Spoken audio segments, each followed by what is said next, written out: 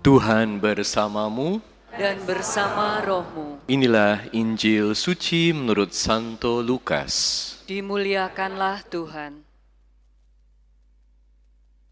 Beberapa waktu sesudah kedatangan malaikat Gabriel, berangkatlah Maria dan bergegas menuju sebuah kota di pegunungan Yehuda. Di situ ia masuk ke rumah Sakaria dan memberi salam kepada Elisabet. Ketika Elisabet mendengar salam Maria, melonjaklah anak yang di dalam rahimnya.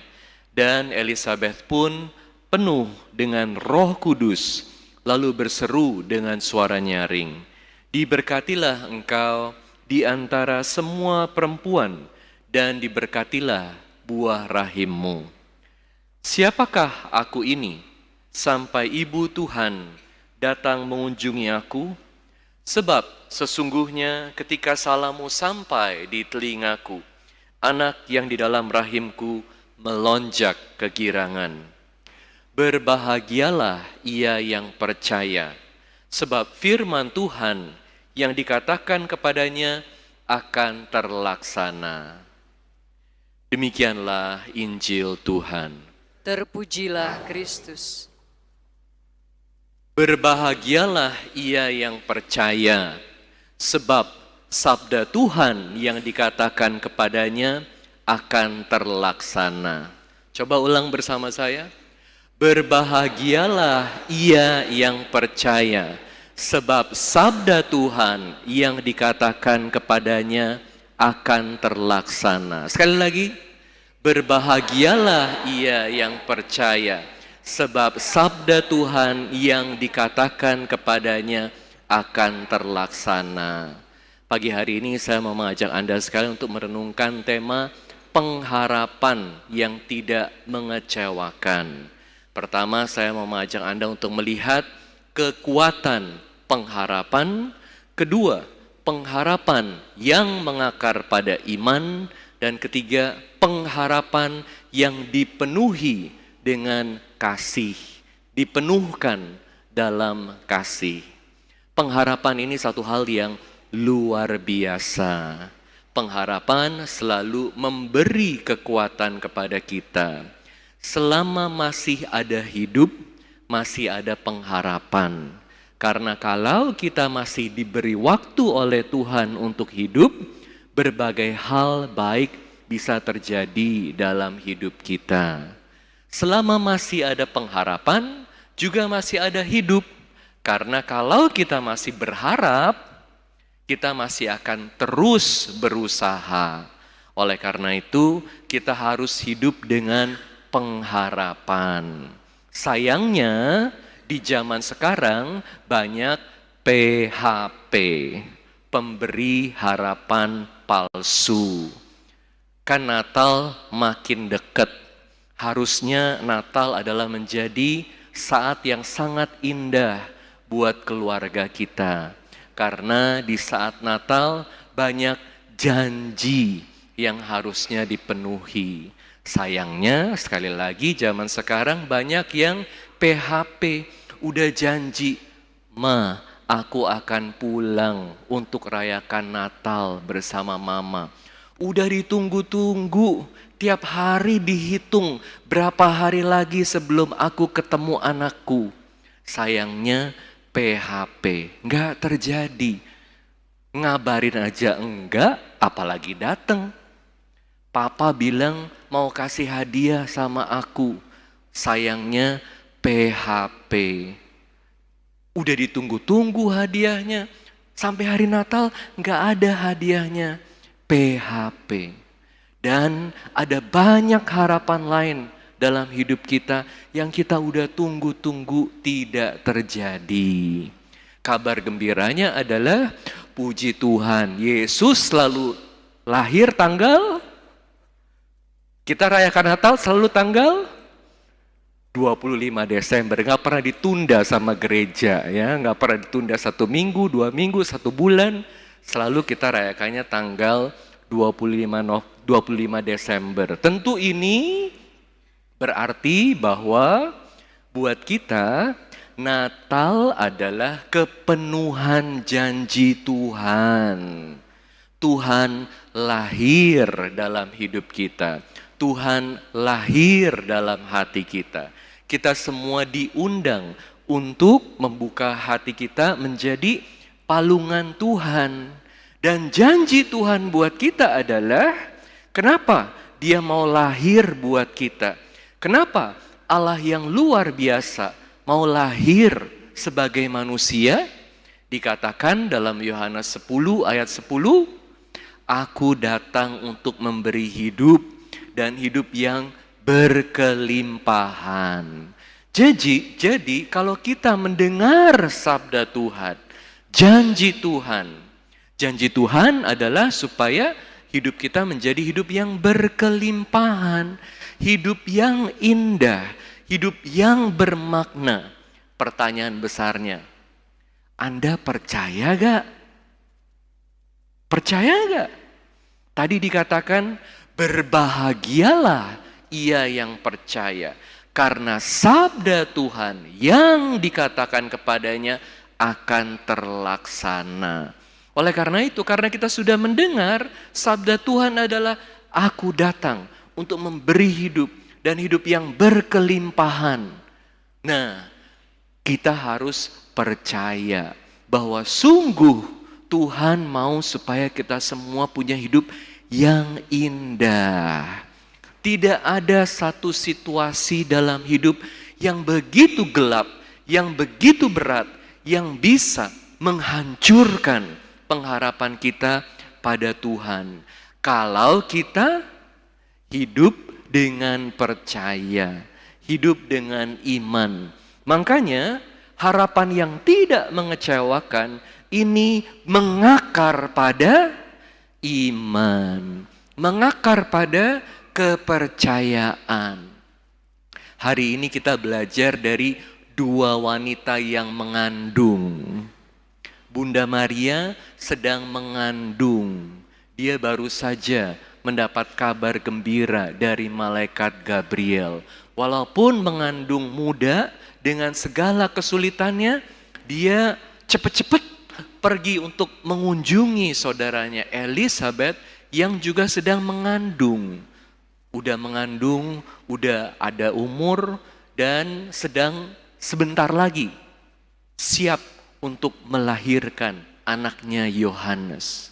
Kita belajar dari dua wanita luar biasa ini, dan terutama dari Bunda Maria untuk tidak pernah menyerah, ya. Walaupun situasi hidup sulit seperti Bunda Maria, tapi Bunda Maria hidup dengan iman. Kenapa situasi hidupnya Bunda Maria sulit? Karena yang terjadi dalam hidupnya tidak seperti yang diharapkan. Yang terjadi dalam hidupnya tidak sesuai dengan rencananya. Sederhana, saya tanya sama Anda sekalian. Kalau rencana Anda tidak terjadi sesuai yang Anda inginkan, yang sesuai dengan yang Anda harapkan, kecewa gak? Kecewa gak? Seringkali putus asa gak? Putus asa. Apalagi kalau rencananya sudah dibangun bertahun-tahun. Bertahun-tahun. Aku gedein anakku dengan harapan satu hari nanti dia akan menjadi tulang punggung keluarga. Anakku satu-satunya udah diharapin. Tapi apa boleh buat hidupnya hancur. Jatuh dalam obat terlarang, jatuh dalam perjudian. Jadi harapan yang sudah dibangun bertahun-tahun, belasan tahun, bahkan puluhan tahun hancur. Masih punya pengharapan gak? Gimana kalau rencana yang kita udah bangun tidak terjadi sesuai dengan apa yang kita siapkan? Dan itu yang terjadi pada Bunda Maria. Sederhana, Bunda Maria udah punya rencana untuk punya anak bersama Yosef, dan itu tidak terjadi. Tapi kalau melihat dengan mata iman, artinya segelap apapun situasi kita, sesulit apapun situasi kita, Kadang kita pikir, gimana bisa punya harapan lagi? Buat apa jalani hidup ke depan lagi? Kalau apa yang udah aku bangun hancur. Lihat dengan mata iman. Percaya bahwa kalau Tuhan mengizinkan, Tuhan juga akan bantu supaya kita bisa punya kekuatan jalani hidup di hari ke depan. Lihat dengan mata iman, karena pengharapan yang tidak mengecewakan mengakar selalu pada iman. Dan kita belajar juga dari Bunda Maria, karena imannya, karena melihat rencana Tuhan, menerima rencana Tuhan, dan mengatakan, Tuhan, terjadilah padaku menurut kehendak-Mu, menurut rencanamu. Apa yang Bunda Maria lakukan? Dia bukan hanya mengasihani dirinya. Kasihan ya aku ya, rencanaku tidak terjadi. Kasihan ya aku ya, gimana kalau orang ngomongin jelek tentang aku? Kasihan ya aku ya, gimana aku bisa berbagi kasih dengan Yosef yang udah direncanakan begitu lama? Banyak kasihannya, hanya melihat diri sendiri aja. Inilah seringkali menjadi akar kepahitan hidup. Hanya lihat diri sendiri, gak lihat orang lain, gak lihat kebutuhan orang lain, gak lihat situasi orang lain. Tapi belajar dari Bunda Maria, pengharapan yang mengakar pada iman itu juga bawa kita untuk peka terhadap kebutuhan orang lain, membawa kasih kepada orang lain. Jadi kita harus pikirkan, sesulit apapun situasi hidup kita, kita pasti bisa kasih sesuatu buat orang lain. Gak ada orang yang sangat miskin yang gak bisa memberikan sesuatu buat orang lain. Hidupnya selalu bisa berguna buat orang lain. Bunda Maria, walaupun dengan kesulitannya, dia masih mau susah-susah pergi untuk mengunjungi, membantu saudaranya yang lebih susah lagi. Jadi ini adalah perayaan kasih. Jadi pengharapan dipenuhkan dalam kasih. Kalau situasi hidup kita saat ini sulit, kalau Natal ini kelihatannya aku susah untuk merayakan Natal dengan sukacita, jangan kehilangan pengharapan. Buka hati Anda untuk menerima kasih Tuhan dan coba lakukan hal-hal kecil, mengasihi orang-orang di sekitar Anda, apapun yang Anda bisa lakukan, sehingga kehadiran kita, walaupun dengan segala keterbatasan kita, walaupun mungkin dengan kesedihan kita, walaupun mungkin dengan kehancuran hati kita, bisa membawa sukacita buat orang lain. Coba bagaimana bisa membawa sukacita. Jadi dengan demikian kalau kita membawa kasih kepada sesama, hidup kita jadi bermakna, hidup kita jadi indah.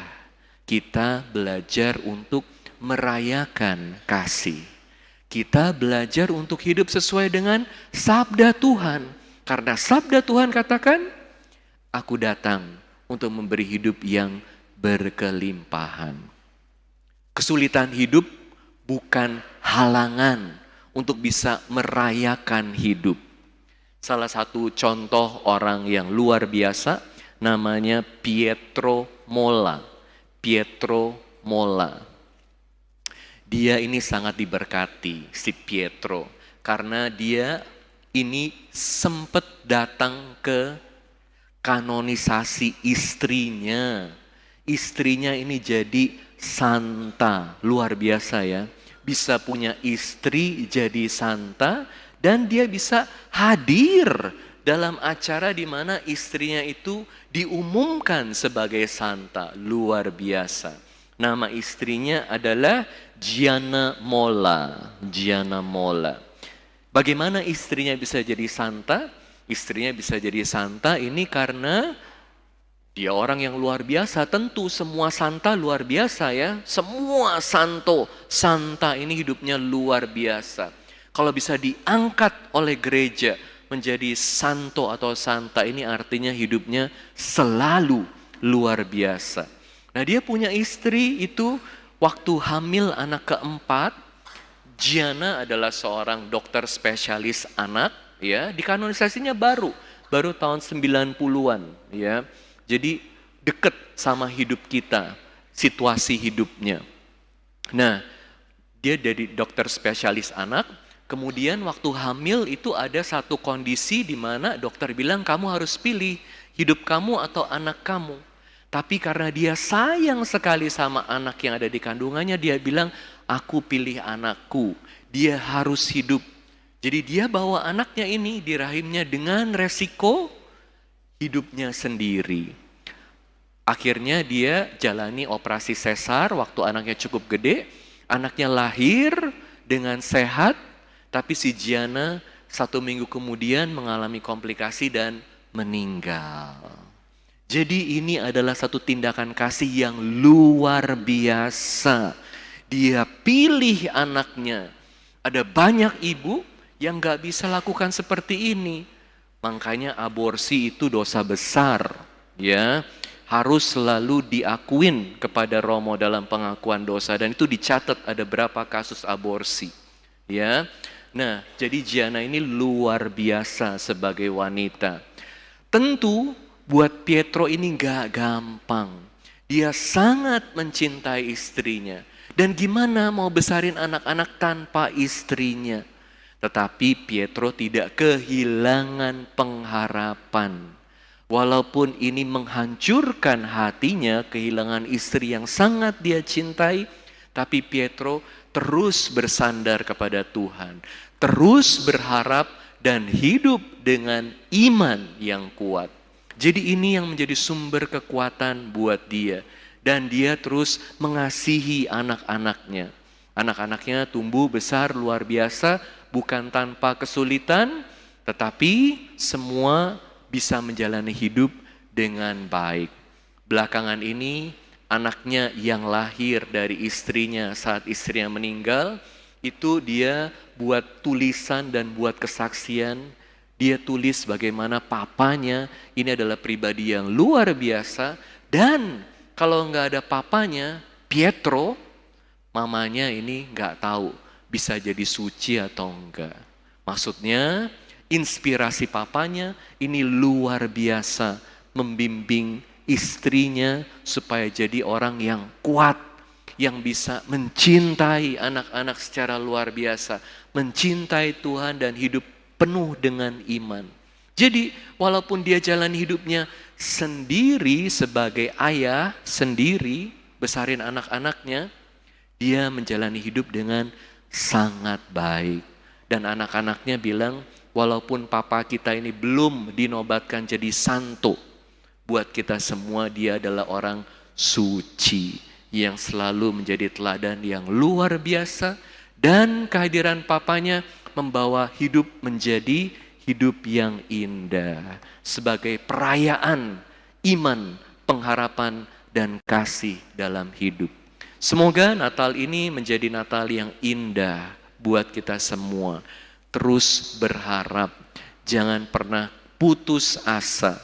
Karena janji Tuhan akan terlaksana buat kita semua yang percaya kepadanya. Amin.